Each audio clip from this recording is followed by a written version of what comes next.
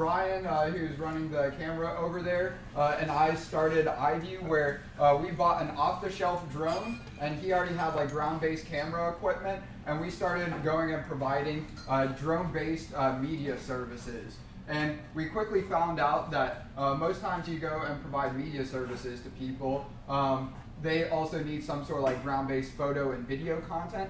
And even though our like long-term goal was to build our own drone hardware, build our own drone software, again, so they could be used in natural disaster efforts, also thinking about how drones can be used in all of our everyday lives in the same way cars and computers are today. So if you kind of think about it this way, there's about 2 million drone operators across the globe, and you're kind of on the fringe of society, right? You're either, you know, an enthusiast playing with a toy, you're a photographer or videographer using the drone as just a flying camera, or you're in the military, you know, using drone as a weapon. But much like cars and computers are used by nearly anybody and everybody, or at least, you know, 2+ billion people around the world, drones are going to be the same sort of platform, right? And like many people here, I started out like, why would I ever want a drone? I'm not a photographer or videographer, but think about like deliveries, right?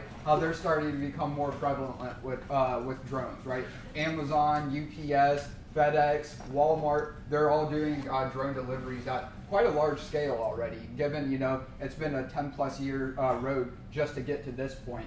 Thinking about it over the next couple of decades, what that looks like, to me it makes a lot more sense if, you know, an everyday household or business has a drone about this size, maybe a little bit larger, and you could send your own drone to the local Amazon locker, fast food restaurant, retail store. And again, in the same way that people own their own cars but still use Uber as a service, I think it'll still be the case where you could pay these larger companies that own and manage fleets of delivery drones, pay $5, $10, $3 for a delivery. But I think for most people it'll make more sense, you just buy the drone one time and then you send it out to the local store or even to your neighbor's house, right? And it's more like a curbside pickup sort of operation.